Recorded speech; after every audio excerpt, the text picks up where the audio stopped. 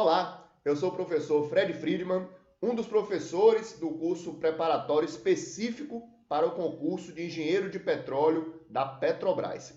Hoje nós vamos fazer a resolução aqui da prova de matemática, dessa prova SEBRASP, agora de fevereiro de 2022.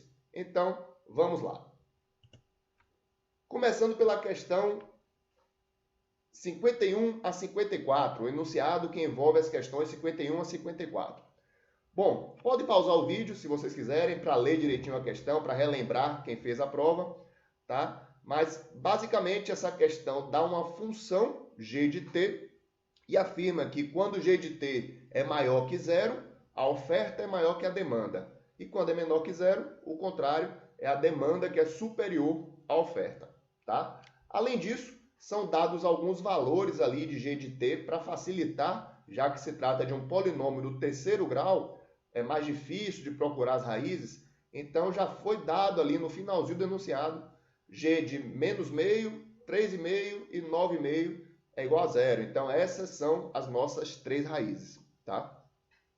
Só com essa ideia das raízes, como se trata de uma função polinomial, já dá para a gente ter uma ideia do gráfico dessa função, fazer um esboço do gráfico, tá?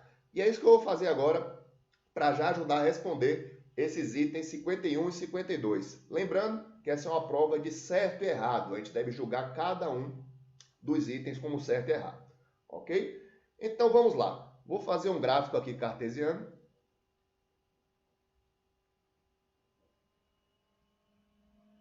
Já com os pontos que são as raízes dessa função.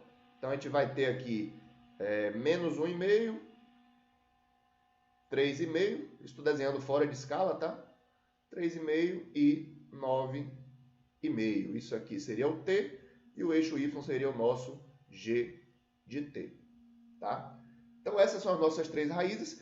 E como é o polinômio de terceiro grau, a gente pode desenhar esse gráfico mais ou menos assim, subindo, descendo e subindo, certo? A gente sabe que ele começa ali negativo, porque quando o t é muito negativo, a gente tem um t ao cubo ali e vai continuar sendo um número negativo, né? Da mesma forma, do lado positivo, né? Se a gente estender o t para mais infinito, a gente vai ter o g de t tendendo a mais infinito também, não é? Então dá para ter ideia que a cara da função é mais ou menos essa, ok? E aí vamos analisar essas duas afirmativas. No início do terceiro dia, a oferta era superior à demanda.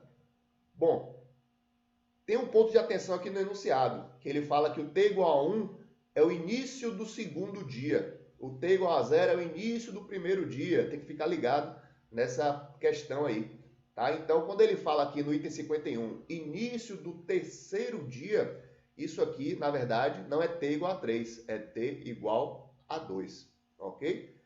E aí, para responder se nesse t igual a 2 a oferta era superior ou não à demanda, a gente tem que olhar o sinal de GT. Por esse esboço, já dá para ter uma ideia, ó, que o t igual a 2 estaria mais ou menos aqui. Então, g de t é maior do que zero. Então, esse item seria correto. A oferta superior à demanda, ok? Dava também para substituir o valor de t por 2 nessa equação, fazer a conta, e você também ia chegar num valor maior do que zero, ok? Então, esse item 51 está certo. Já o item 52, ele se refere a um intervalo entre o início do primeiro dia e o início do quarto dia. E aqui, novamente, a gente tem que se atentar que início do primeiro dia é t igual a 0 e início do quarto dia é t igual a 3, ok? Então, a gente tem que olhar esse intervalo aqui, ó, de t igual a 0 até t igual a 3. E esse esboço nos permite enxergar que entre t 0 e t igual a 3, continua sendo a função g de t maior que 0, ou seja, continua sendo a oferta superior à demanda, ok? Então, esse item está correto também. Temos mais dois itens nesse mesmo enunciado, tá? O 53 e o 54. Vamos ler o 53. Ele dá aí a função delta de g como a integral de g de t em todo o intervalo de 0 até 10. E fala que o sinal de ΔG dá uma medida sobre as diferenças globais entre oferta e demanda. Nesse caso, ele está dizendo que ΔG seria maior que zero. Bom, então para resolver aqui a 53, ΔG, delta de G, seria a integral de 0 até 10 da função g de t dt. Ok? Integração de função polinomial, a gente sabe que tem aquela regrinha de aumentar o expoente em uma unidade e depois dividir por esse novo expoente, ok? E aí a gente integrando essa função aqui, g de t, a gente vai ficar com essa expressão. Vou botar aqui entre colchetes, porque depois a gente vai ter que fazer para os limites, a diferença para os limites de integração, tá? Então, t ao cubo vai virar t à quarta sobre 4, menos, aí aquele termo ali com t ao quadrado vai virar t ao cubo sobre 3, né? Então, eu já vou escrever como 23 t ao cubo, ao invés de sobre 2, eu vou colocar sobre 6, porque dividir por 3. Mais 55, o t vira t ao quadrado sobre 2, então vai ficar 55t sobre 8, certo? Mais esse termo independente, basta a gente acrescentar o t, 399t sobre 8. Isso de 0 até 10, ok? E aí a gente tem que pegar essa função, substituir o t por 10 e depois subtrair por essa mesma função, substituindo o t por 0, que obviamente vai dar 0. Então basta a gente substituir aqui o t por 10 e aí fica uma conta meio chatinha, cheia de fração, mas eu já fiz aqui, dá menos 147,08 e continua esse número, certo? Ou seja, o item afirma que delta de G é maior que zero, logo ele está errado. Item errado porque é negativo o resultado. Ok? Vamos então para o item 54. Entre o início do quinto dia, novamente, início do quinto dia, t igual a 4, e início do sétimo dia, t igual a 6, a demanda foi superior à oferta. Demanda foi superior à oferta.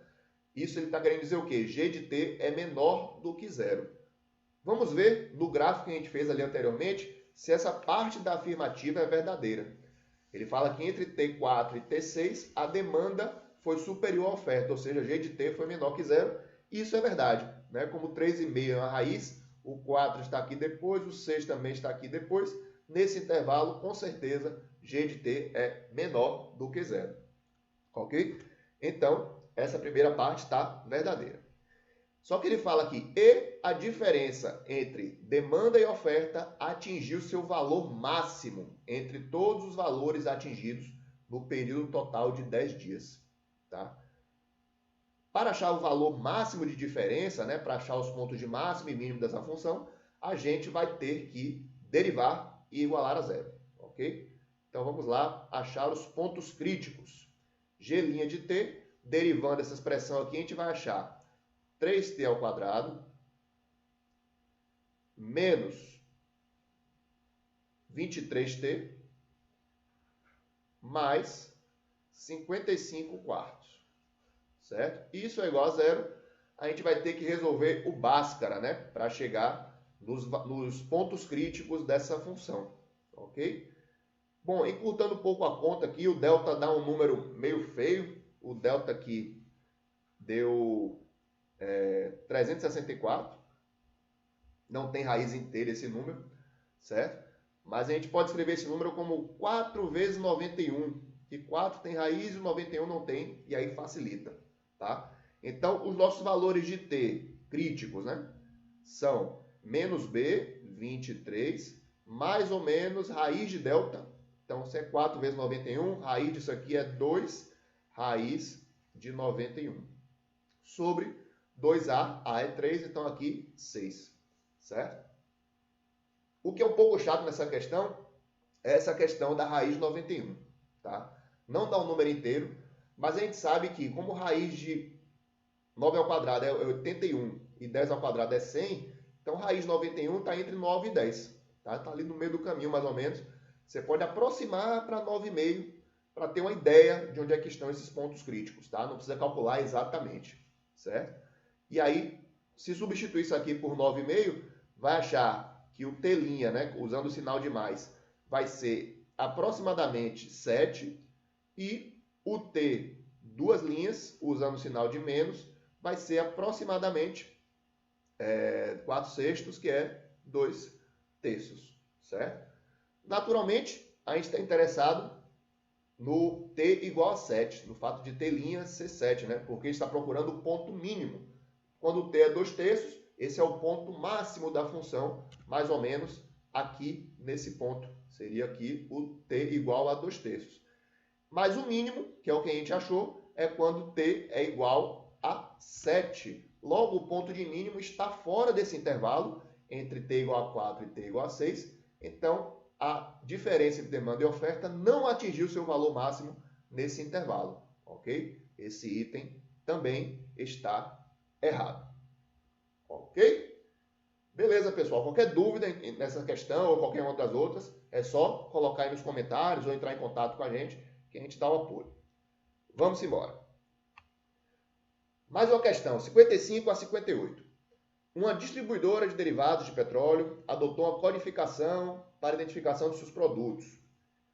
Enfim, resumindo, né, você pode pausar para ler o texto novamente, mas ele fala que a identificação do produto é composta aqui de dois vetores, A, B, C e D, E, F, de modo que os dois vetores pertençam ao conjunto W das soluções das possíveis soluções, né, de todas as soluções dessa equação matricial aqui, certo? Bom, aqui ele fala mais alguns detalhes, mas não é muito importante para a questão. Vamos então achar quem é o conjunto W, quais são os vetores que satisfazem essa equação matricial, tá bom? Então eu já vou colocar aqui na forma de sistema linear, certo? De cara, dá para a gente ver que a terceira equação é a primeira menos a segunda, tá? É a primeira menos a segunda. E aí, você não é obrigado a notar isso, mas quando você for escalonar o sistema, né, você vai acabar desaparecendo com essa equação de qualquer maneira. Ela vai ficar igual a uma das outras equações, ou seja, desnecessária, tá bom? Então, eu vou escrever aqui o sistema com apenas as duas primeiras equações, já que a terceira é dispensável. E a segunda, 9x menos 2y mais z igual a 0. Bom, tem algumas maneiras de escalonar isso aqui, não é? Eu vou optar por manter a primeira equação. E a segunda, quem está mais fácil de sumir aqui para mim, é a variável y. Poderia ser qualquer uma, tá? Tem mais de uma maneira de fazer isso aqui. Então, para assumir essa variável y, eu vou fazer aqui, ó, a segunda equação menos duas vezes a primeira. Segunda equação menos duas vezes a primeira. E isso vai desaparecer o termo y. Vamos ver? Então, a segunda menos duas vezes a primeira. 9x menos 4x seria 5x aqui. O menos 2y mais 2y daria 0, como esperado. E o z menos 6z fica menos 5z igual a 0. Ok? Bom, a gente tem um sistema, então, que z é a nossa variável livre. A gente não consegue escalonar melhor do que isso, certo? Então, a gente pode escrever as outras variáveis em função de z. Nessa segunda equação, a gente já acha que o x vai ser igual a z. E substituindo na primeira equação o x por z, a gente vai ficar com 2z menos y mais 3z igual a 0. Isolando o y aqui, a gente acha y igual a 5z. Ok? Bom, então, nossa primeira coordenada do vetor resposta e a segunda coordenada também, ambas ficaram em função da terceira coordenada, certo? Nosso conjunto W é o conjunto dos vetores que podem ser escritos da seguinte forma. O x seria z, o y seria 5z e o z é o próprio z, certo? Todos os vetores que puderem ser escritos assim formam o conjunto W, ok? Conjunto solução dessa equação. A gente também pode escrever essa solução desse formato aqui, né? Como Z em evidência vezes o vetor 1, 5, 1. Ou seja, qualquer vetor múltiplo do vetor 1, 5, 1 faz parte de W, faz parte do conjunto solução, ok? Então vamos lá analisar os itens, tá? O item 55, o produto identificado por 151 e menos 132 não é proveniente dessa distribuidora. Bom, para ser proveniente da distribuidora, os dois vetores têm que pertencer a W. O vetor 151 claramente pertence a W, certo? Mas o vetor menos 132 não pertence ao conjunto W, certo? Não pertence. No enunciado ele fala que os dois têm que pertencer ao conjunto W, para que o produto seja dessa distribuidora. Ok? Então, no caso, como esse aqui não pertence a W, não é múltiplo do vetor 151, então ele não é proveniente dessa distribuidora, o item está correto. Ok? Bom, 56. O determinante da matriz 3×3 dos coeficientes da equação matricial é diferente de zero. Então, a gente tem que calcular esse determinante aqui. Pode ser feita a conta, né? Normal, calcular o determinante, mas usando a propriedade, essa propriedade que eu vou falar, sai muito mais rápido. A propriedade é, se uma das fileiras, seja linha ou coluna, puder ser escrita como combinação linear das outras fileiras, esse determinante é nulo. E é o caso aqui, né? Como a gente já viu que a terceira linha é a primeira linha menos a segunda linha, então esse determinante aí, com certeza, é nulo, ok? Então esse item que ele fala que é diferente de zero está também errado, ok? Você pode calcular o determinante aí também da forma tradicional e vai ver que esse determinante é zero, ok? Bom, e aí entra esse item 57, que aí a gente acredita, a gente tem certeza, na verdade, que a Sebrasp errou no gabarito oficial, tá bom? Vamos ler. Existem dois vetores ABC e XYZ em W, tais que ABC é diferente de MX, MY, MZ para qualquer valor de M, com M um número real, tá? Ele quis dizer aqui, nesse item, a Sebrasp, a banca, quis dizer que todos os vetores desse conjunto W são linearmente dependentes. Isso é verdade. Todos os vetores são múltiplos de 151, portanto, todos os vetores de W são linearmente dependentes, ou seja, um vetor não nulo, né, um vetor qualquer do conjunto W sempre é múltiplo do vetor 151, ok? Só que a forma que ele escreveu ficou errada a questão. Quis inventar moda no enunciado, né? Então, olha o que ele está dizendo. Existem dois vetores. O gabarito oficial era que esse item estava errado, ok? Então, se eu conseguir achar dois vetores que esse enunciado esteja correto, eu provo que esse item está certo, né? Ele está dizendo apenas existem dois vetores. Então, nesse item 57, se eu tomar ABC como um vetor não nulo qualquer, posso tomar 151 sem problemas. E vamos tomar XYZ como o vetor nulo. Foi esse ponto que a banca não se atentou, tá? O vetor nulo, com certeza, pertence a W. Basta fazer Z igual a zero aqui. Em nenhum momento, na questão, ele fala que W, a solução tem que ser não nula. Ok? Bom, então, XYZ, tomando ele como vetor nulo, a gente vê que essa diferença que ele coloca aqui é verdadeira para qualquer M, certo?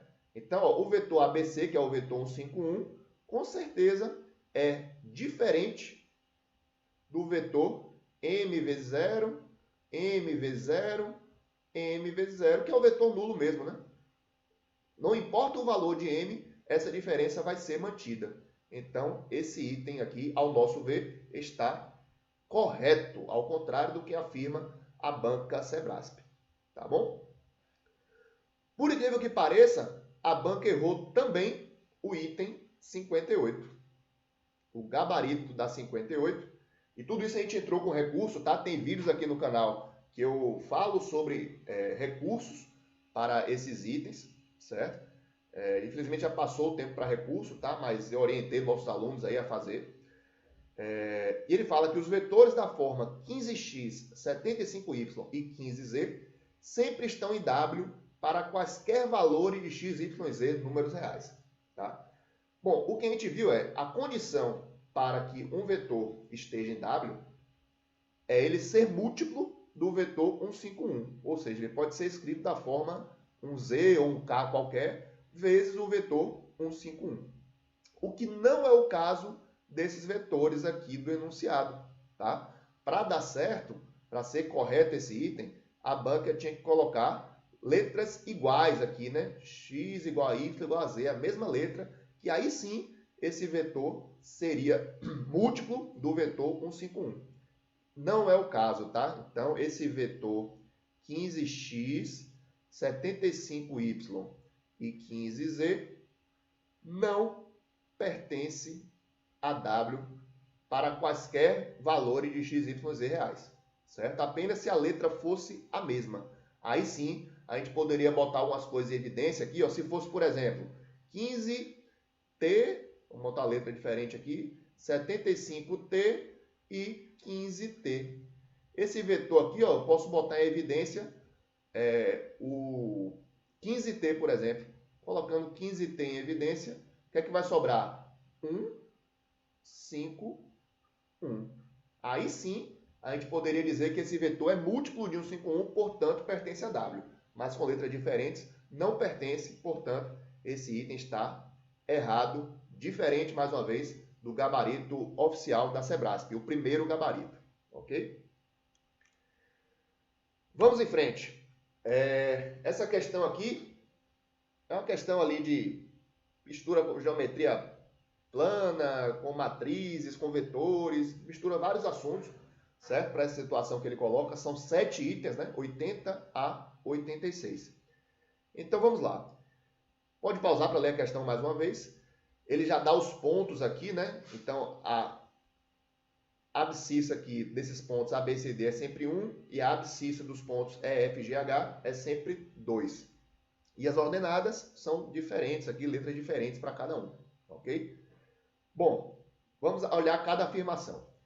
80. O produto escalar entre os vetores OA e OD é negativo. Bom, vamos fazer aqui, ó, OA e OD, certo?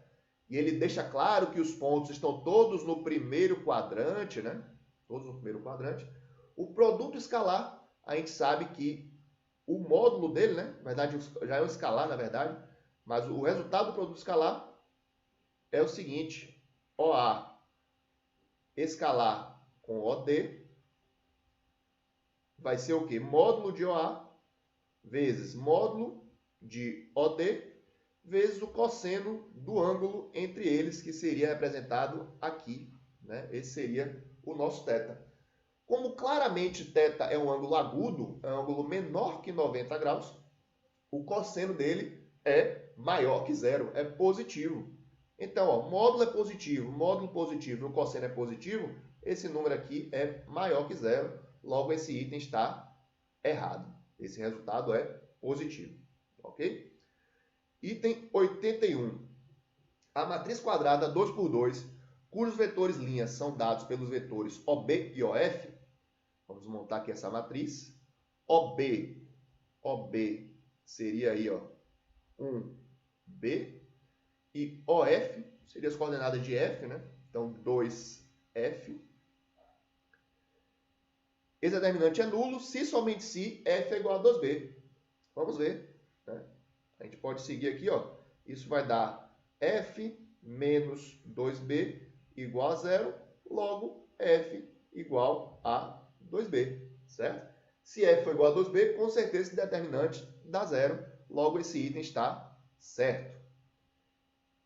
E aí, o item 82, considerando-se que os pontos A, B, C e D sejam equidistantes, ou seja, essa distância igual a essa distância igual a essa distância, então, os números A, B, C e D estarão nessa ordem em progressão geométrica. Geométrica aqui que está errado, né, gente? geométrica é só se fosse multiplicando sempre pelo mesmo valor. Isso aqui é uma progressão aritmética, ok? Então, esse item também está errado.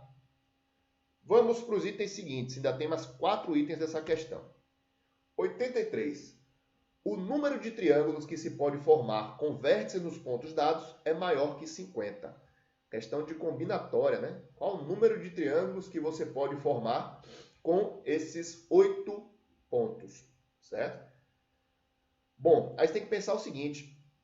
Para você conseguir formar um triângulo com esses pontos, basta que os 3 pontos não sejam colineares, não estejam na mesma reta. Por exemplo, A, B e D não forma triângulo. F, G, H também não forma triângulo. Tá? Então, o que é que eu posso fazer aí? Eu posso contar o número de possibilidades de escolher esses 3 pontos, e aí a combinação, porque a ordem não importa, né, para formar um triângulo. Então, de quantas formas possíveis eu posso escolher 3 pontos dentre esses 8? Isso é combinação 8, 3 a 3. Só que eu tenho que subtrair aqueles triângulos aqueles 3 pontos que não formam triângulo. Ou seja, os casos que 3 pontos estão colineares, certo? De quantas maneiras eu posso escolher 3 pontos colineares? Só não podem estar na mesma reta, esses 3 pontos, né? Então, ó, de quantas maneiras eu posso escolher 3 pontos colineares nessa reta aqui? Ó, se são 4 pontos, quaisquer 3 pontos que você escolher são colineares, então combinação 4, 3. Né? Combinação 4, 3, devido à primeira reta, e também 4, 3 devido à segunda reta, que é o mesmo raciocínio. Né? Você tem combinação 4, 3 maneiras de escolher pontos colineares nessa segunda reta. Então você pode botar 1 vezes 2 aqui, ó, 2 vezes, porque é 1 para cada reta que você tem que subtrair do total. Ok? E aí, fazendo a conta, combinação 8, 3 a 3 vai dar aí 8 vezes 7 vezes 6 sobre 3 fatorial, né? Isso, porque eu cortei o 5 fatorial já. E aí, corto o 6 com 3 fatorial, menos 2 vezes combinação 4, 3 a 3. Isso aqui é 4 fatorial sobre 3 fatorial, 1 fatorial. Né? Essa conta aqui vai dar 4, essa combinação. Certo? Então, o resultado daqui, ó, 8 vezes 7, 56, menos 2 vezes 4, 8. Isso aqui é igual a 48. Logo, o número de triângulos é menor que 50. Esse item está errado. Vamos para o 84. A reta que contém os pontos A e E possui essa equação aqui. Como é que eu faço para ver qual a reta que contém esses pontos?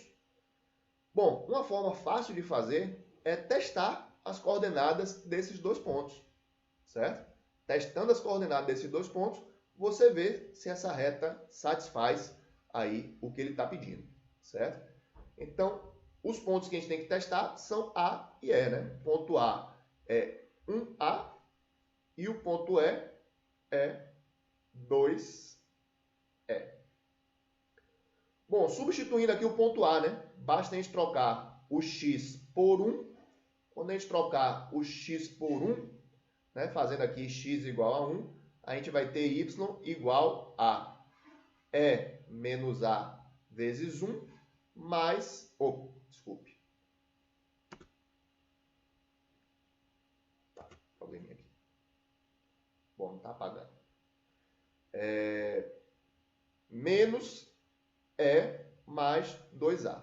Essa conta vai dar igual a, o E vai desaparecer, né? Vai ficar menos A mais 2A igual a A. Logo, o ponto A está ok, né? Pertence a essa reta.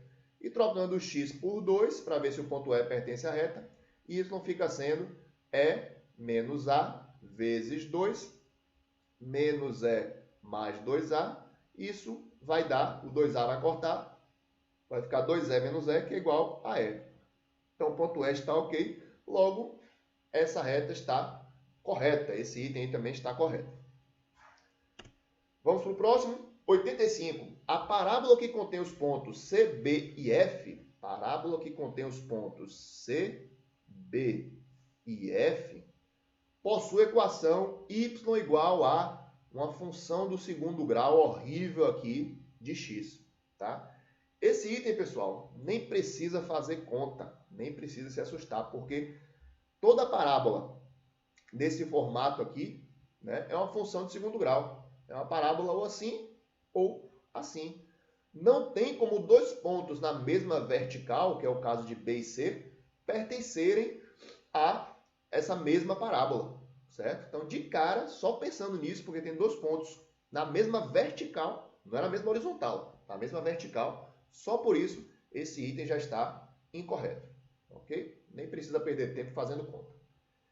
E 86, deixa eu apagar aqui. No 86 ele fala, se 2C é igual a B mais D, 2C igual a B mais D. Ou seja, C é a média de B e D, né? Logo, esse comprimento igual a esse, isso que ele está dizendo com essa primeira equação. E C menos B igual a G menos F, ó, C menos B igual a G menos F. Então, esse aqui é o mesmo comprimento, apesar de não parecer na figura. Então, a área do triângulo CDG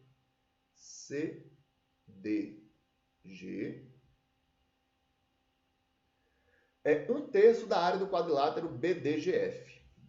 BDGF. Pronto, esse quadrilátero aqui. Certo? Bom, vamos ver se vai ser 1/3 mesmo. A área desse triângulo, vamos chamar isso aqui de L, por exemplo, e essa distância vamos chamar de D, certo? A distância entre as duas retas, que é 1 na verdade, né? Nem precisa chamar de D porque é 1 e 2, então essa distância aqui é 1.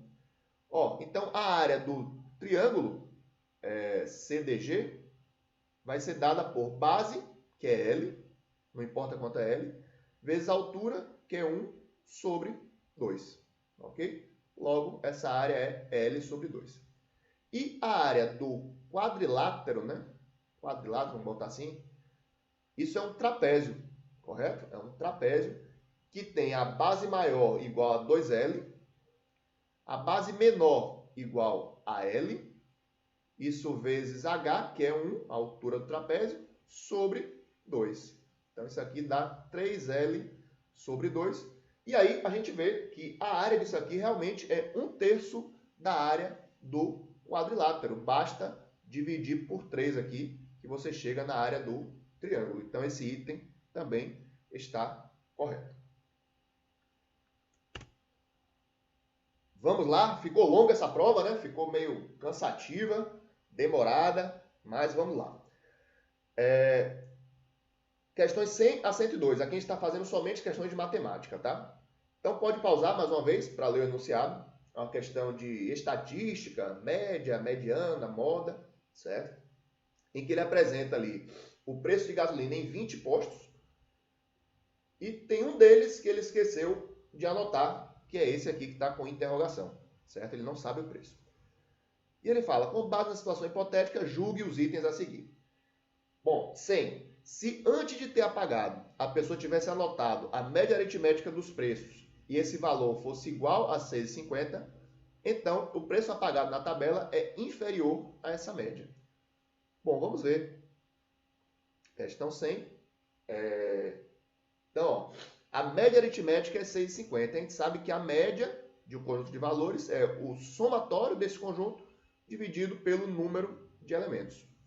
Ok? Então, a média que ele já está afirmando, que é 6,50, certo? Isso seria a soma sobre n, que é o número de elementos, no caso, 20 postos. 20 postos. Então, a gente com isso aqui acha que a soma dos 20 preços vai ser 6,50 vezes 20, que vai dar R$130. R$130. Não é isso? Correto. Bom, e aí basta a gente somar os outros valores, né? Se eu somar aqui 10 vezes 6,40, mais 5 vezes 6,80, né? Eu vou achar que a soma dos 19, né? Vou botar aqui S20 para a gente saber que é a soma dos 20. A soma dos 19 preços conhecidos ali, se a gente fizer, vai dar 123,40. Logo, esse preço aqui, né, que está com interrogação, ele vai ser 130 menos 123,40, que vai dar 6,60, certo? Logo, ele afirma o quê? Que o preço a pagado é inferior a essa média. Não é verdade, é superior à média. Então, o item está errado. 101. Considere que um visitante passando por essa cidade escolha aleatoriamente um posto para abastecer o seu veículo. A probabilidade dele escolher um posto em que o preço da gasolina esteja acima da média de preços é menor que 0,25. Bom, nessa questão ele não afirma quanto é a média, e isso pode dar um nó na cabeça na hora da prova, tá? Mas como ele não afirma qual é a média, a gente pode testar algum contra-exemplo para qualquer média. Por exemplo, essa que ele deu aí, de 6,50 no item anterior, com aquela interrogação ali sendo 6,60, tá? Nesse caso específico, a gente já vê que qual a probabilidade dele escolher um posto com preço maior do que a média? Tem esse 5 de 6,80 e vai ter esse aqui que é 6,60 no caso, né? Então, vou ter 6 postos de 20. Isso dá uma probabilidade, né, maior do que 0,25. Tá? Então, na 101, escolhendo uma situação específica que eu posso fazer isso, já quero provar que o item está errado, né? Escolhendo a interrogação igual a 6,60, como o item anterior, a média é 6,50. Então, a probabilidade de achar um preço maior que 6,50, certo? Acima da média, vai ser ali ó, os 5 de 6,80 mais esse de 6,5 mais 6,60. Ou seja, 6 possibilidades dentre 20 é maior do que 0,25. Tá? Logo, o item também está errado. Bom, e o item 102. Independente do valor que ele anotasse no lugar do preço que faltou, independente desse valor, o valor da mediana não seria alterado e seria igual à moda. Tá? Bom, para falar em mediana, a gente tem que colocar todos os dados em ordem, né? Então, podia ser que a gente começasse com esse preço de interrogação, se ele fosse menor que 6,10, né? Eu vou deixar o lugar da interrogação vazio aqui, depois a gente analisa que pode colocar ele em qualquer lugar. Tá? Então, a fileira, né? Em ordem crescente, começa com 6,10, aí depois tem um valor de 6,30, um valor só. Depois vai ter um conjunto ali com 10 valores, 6,40. 6,40. Vou botar assim, ó. Na fileirinha eu tenho 10 valores de 6,40. Depois eu vou ter 2 valores, 6,50. E depois eu vou ter 5 valores, 6,80. Correto? 5 valores, 6,80. Bom, essa interrogação aqui poderia estar em qualquer lugar, certo? Mas, com certeza, a mediana, a divisão no meio desse conjunto aqui de elementos, estaria aqui nesses 10. Não tem como ser diferente. Eu posso botar a interrogação aqui antes do 6,10, depois do 6,40, depois do 6,80. De qualquer jeito, o termo central vai estar aqui no meio do 6,40. Na verdade, os termos centrais, né? Porque são 20 termos. O termo 10 e o termo 11, que são os centrais, com certeza vão ser 6,40. Tá? Então, a mediana não seria alterado, correto? E seria igual à moda, porque a moda é o termo mais frequente, é o valor mais frequente, que é 6,40.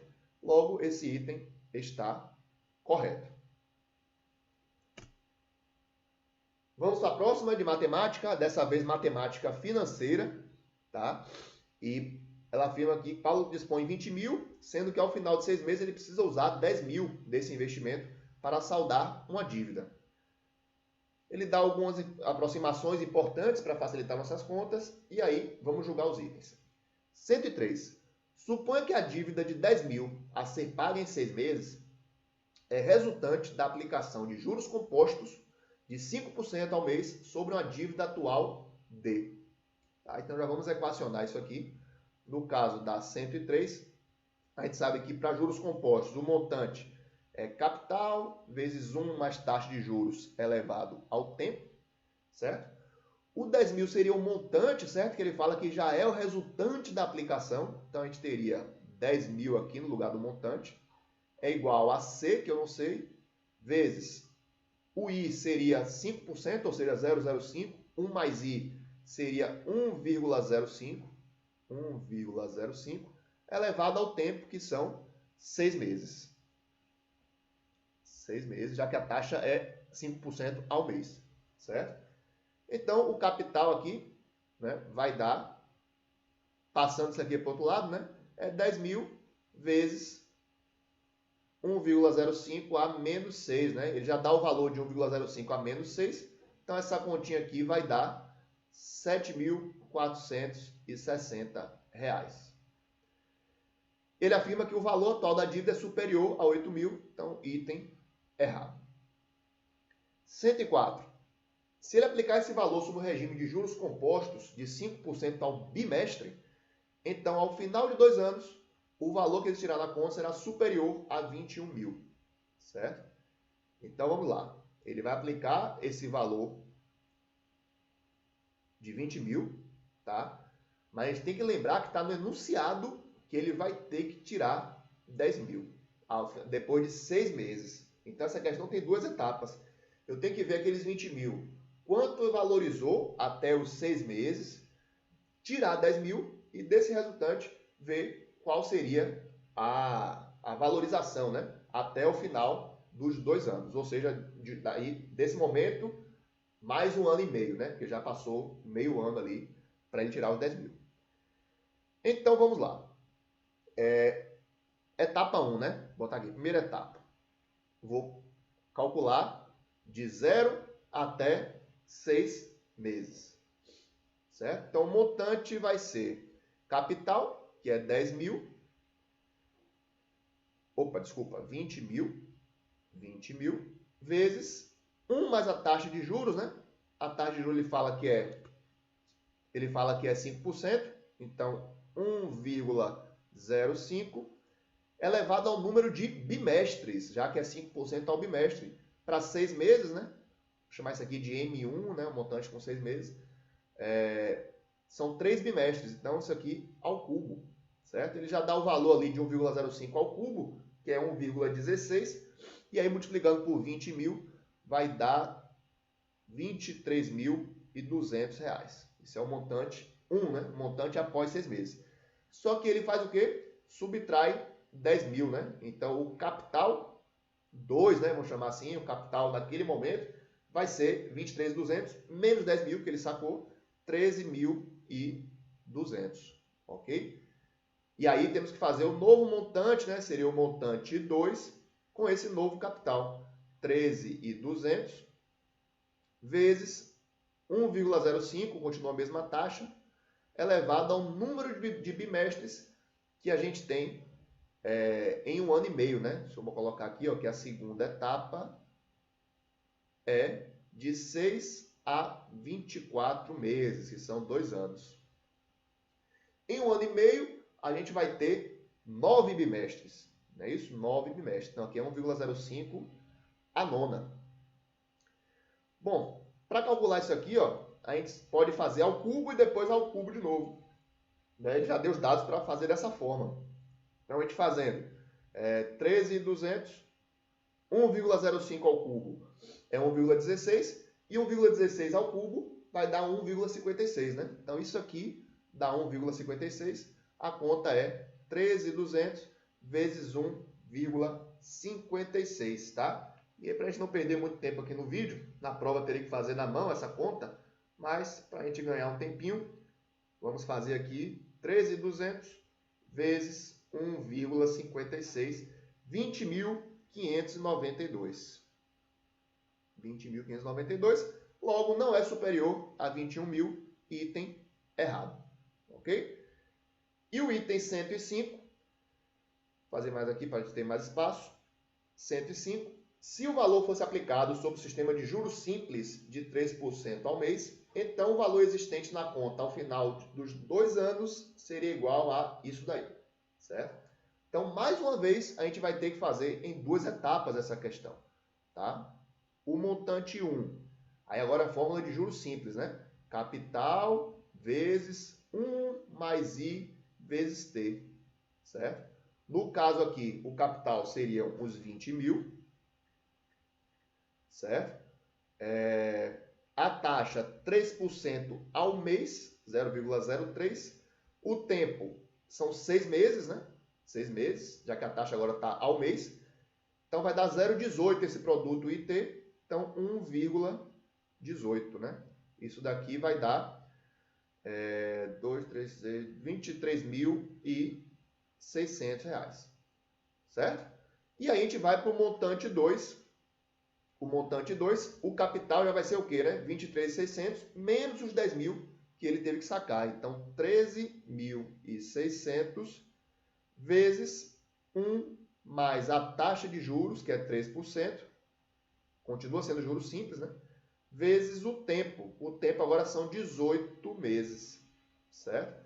Então, é 13.600 vezes 1,54. Exatamente. Vamos ver quanto é que dá. 13.600 vezes 1,54. Exatamente R$ 20.944. Então, esse último item está correto. Acho que tem mais duas questões de matemática, essa e outra. Vamos lá. Considere que o estudo revelou que a produção diária de um poço de petróleo é em litros, dada por essa função. Tá? E ele afirma que o T são números inteiros. Né? Isso é um detalhe importante para uma questão ali que a gente discorda do gabarito oficial, do primeiro gabarito oficial também. Certo? T dado em dia, T igual a 0 corresponde ao momento em que o estudo foi realizado. E aí ele pede para julgar. No 100º dia após a realização do estudo, a produção do poço será superior a 700 mil litros de petróleo por dia. Isso aqui é simples, basta a gente substituir o tempo por 100, né? 100º dia. Então, o V de 100 fica sendo... isso aqui é 8 vezes 10 a quinta, 800 mil, né? 800 mil, já que está assim na resposta, menos 6 vezes 10 a 6 vezes 10 elevado a 5 menos T sobre 100. Se T for igual a 100, né? 100 sobre 100, 1. 5 menos 1, 4. 6 vezes 10 a quarta. Né? 6 vezes 10 a quarta é 60 mil. Essa diferença, então, vai ser 740 mil. Logo, esse item aqui está correto. A produção do poço vai ser superior a 700 mil litros de petróleo ao dia. Ok? Bom, esse item aqui que é bem polêmico, o 107. Se outros 2 poços de petróleo forem abertos na região, com produções diárias dadas respectivamente por... Aí ele dá V1 de T e V2 de T. Não tem nada a ver com a função do enunciado ali. Funções com cosseno e seno. Então, o primeiro instante que esses poços terão produções diárias iguais, primeiro instante em que esses poços terão produções diárias iguais, ocorrerá após 6 meses da abertura dos poços. Primeiro detalhe é essa palavrinha após, né? Esse após é bem ambíguo, né? A gente tem um sentido aí que é após 6 meses da abertura dos poços, ou seja, exatamente 6 meses depois, mas também pode ser entendido como sentido que é mais de 6 meses, tá bom? Tem essa questão, né? Essa coisa aí nesse item, que é passível de pedido de recurso, tá? Ao nosso ver, mas a Sebrasc considerou o apoio no sentido de ser depois mesmo, do gabarito oficial dela, tá? Então, vamos resolver assim, e ainda assim vai dar errado, tá? Bom, a gente tem que igualar essas duas funções, então, né? Para que as produções sejam iguais. Então, a gente vai ter V1 de T igual a V2 de T. V2 de T. Fazendo alguma continha aqui, né? Esse 8 vezes 10 a quinta vai sumir. E o 6 vezes 10 a quinta vai cortar. A gente vai ficar com menos cosseno de T sobre 100 igual a seno de T sobre 100. Certo?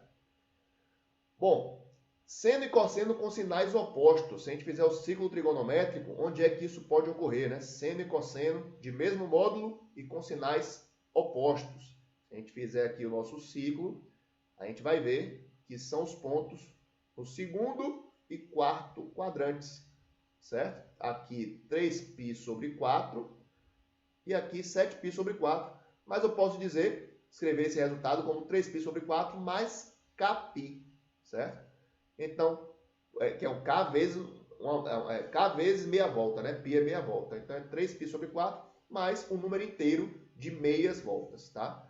Então, nosso t sobre 100, que é o argumento da função, vai ser igual a 3π sobre 4 mais kπ. E aí, passando o 100 para lá, nosso t fica sendo igual a 75π mais 100k vezes π. Certo? Bom, então, a igualdade, né? A primeira igualdade, o primeiro instante que ele está falando, né? Primeiro instante que esses postos terão produções iguais, seria aqui no 75π. Certo? Só que 75π é um número irracional. Essa função aqui, com t inteiro, ele dá a entender que t é natural, na verdade, 0, 1, 2, 3, 4. Não existe nenhum valor de t desses aqui que você substitua e o argumento, o valor de t sobre 100 aqui, seja 75π. Não tem como, porque π é irracional. Tá bom? A questão não especificou se esse aqui é em grau ou em radiano, certo? Então, em radiano não dá certo, nunca as produções serão iguais. Vai até haver um cruzamento ali de um dia para o outro, mas nunca serão exatamente iguais as produções, certo? E o normal é considerar radiano, tá? Se não indica nada, tem que considerar o argumento em radianos, tá? Mas mesmo assim, forçando a barra, considerando em graus, né? Só daria certo 75π seria 75 vezes 180. Isso é 13.500. Então, em graus, né? Em graus, T seria igual a 13.500 dias, né? 13.500 dias. Isso é muito após de 6 meses. Não faz nem sentido dizer que a produção vai ser após 6 meses. Fica estranha essa frase, né? Então, assim, questão bem problemática, tá? Não foi, mesmo sendo de grau, não foi indicado que em grau. Esse após fica estranho comparar 13.500 dias, que é muito mais de 6 meses, com 6 meses. Então, essa questão, ao nosso ver, bem passível de anulação. Tá ok? Eu vou botar errado aqui, que foi o nosso gabarito oficial, diferente do gabarito da Sebrasp, que foi C, tá? Porque realmente essas produções nunca se igualam se esse negócio estiver em radiano. Ok? Entramos com recurso nessa questão também. Agora, 108, menos polêmica, né? O estudo prevê que a produção diária do poço atingirá mais de 1 milhão de barris, mais 1 milhão de litros de petróleo no futuro, tá? Então, a 108, basta a gente analisar aqui a cara da função, né? Mesmo que t seja infinito, seja muito grande, né? Se t for muito grande, esse negócio aqui, esse termo todo vai tender a zero, né? Função exponencial. Quando esse expoente aqui ficar muito, muito, muito negativo, 10 elevado a um número muito negativo, tende a zero, certo? Então, a produção do poço vai tender a 8 vezes 10 à quinta, que é 800 mil. Ou seja, a produção do poço nunca vai passar de 1 milhão de litros. Ok? E a nossa última questão, uma questão sobre conjunto, que também teve erro no item 110 ali, está incompleto, tá? Mas a gente vai chegar lá. Ele fala de uma empresa que tem vários postos de combustíveis e ele dá essa afirmação. Todos os funcionários da empresa que trabalharam ou trabalham nos postos A ou B nasceram entre 70 e 80. Certo? Analisa bem essa frase aí. Todos os funcionários da empresa que trabalharam ou trabalham nos postos A ou B nasceram nesse intervalo de tempo. E aí, vamos julgar o item 109. O conjunto de todos os funcionários da empresa que já trabalharam no posto A, certo? E a gente sabe que todo mundo que trabalhou no posto A nasceu entre 70 e 80, está no enunciado, está contido no conjunto dos funcionários da empresa que em 2022 tem mais de 40 anos de idade. Bom, 2022, mais de 40 anos de idade, é quem nasceu ali, não dá para precisar a data, né? Mas 2022 menos 40 é 1982. Então é a galera que nasceu de 82 para trás, né? Para trás. Ou seja, a galera que nasceu entre 70 e 80 está contida nesse conjunto aqui de quem tem mais de 40 anos. Certo? Então, olha bem essa frase. Ó. O conjunto de todos os funcionários da empresa que já trabalharam no posto A, e a gente sabe que essa galera aqui nasceu entre 70 e 80, está contido no conjunto de quem tem mais de 40 anos, de quem nasceu de 82 para trás. Isso, obviamente, está correto, ok? Confunde um pouquinho, mas analisando com calma, você chega que o item está correto, certo? Esse item 110, pessoal, tem nem o que comentar, né? Faltou a pergunta final. Ele fez uma suposição, a gente até consegue montar essa suposição, mas não tem uma assertiva, não tem nada para você julgar como certo ou errado, tá? O gabarito oficial foi como certo, mas a gente pediu anulação dessa questão porque não faz o menor sentido, né? Só porque a suposição está certa, o item está certo, faltou aí, com certeza está incompleto o item. E esperamos que a Sebrasp reconheça esse erro e anule essa questão, tá? Então não vou nem botar certo e errado aqui, vou botar como X, porque essa questão, para nosso ver, tem que ser anulada mesmo. Bom, e a 111? Se um funcionário da empresa nasceu entre 70 e 80, então ele trabalhou no posto A ou B. Essa aqui é o contrário, né, gente? Essa aqui é o contrário. E o contrário não é necessariamente verdade. A pessoa pode ter trabalhado no posto C e ter nascido entre 70 e 80. O enunciado só fala que todos os funcionários que trabalharam A ou B nasceram de 70 e 80. Ele não fala nada sobre os outros funcionários que trabalharam nos outros postos. Tá bom? Então esse item aqui também está errado. Ok, pessoal? Então é isso. Foram 27 questões, 27 itens de matemática que caíram nessa prova. Quase 40% da parte específica da prova. Muita coisa, cai muita matemática. E a gente, no nosso curso, pega bastante pesado nessa parte, tá? De matemática, de física, são as coisas que mais caem nessa prova, tá? Então, muito obrigado pela atenção até aqui. Nossos contatos estão aí, tá? Site, e-mail, Instagram, canal do YouTube, certo? Pode seguir a gente lá. Daqui até o meio do ano, a gente deve estar lançando outro curso, mesmo independente de abrir concurso ou não, mas a gente acredita que vão vir outros concursos por aí e a gente deve sim abrir um curso extensivo, dessa vez com mais tempo para preparação, ok? Muito obrigado então, pessoal. Até a próxima. Tchau, tchau.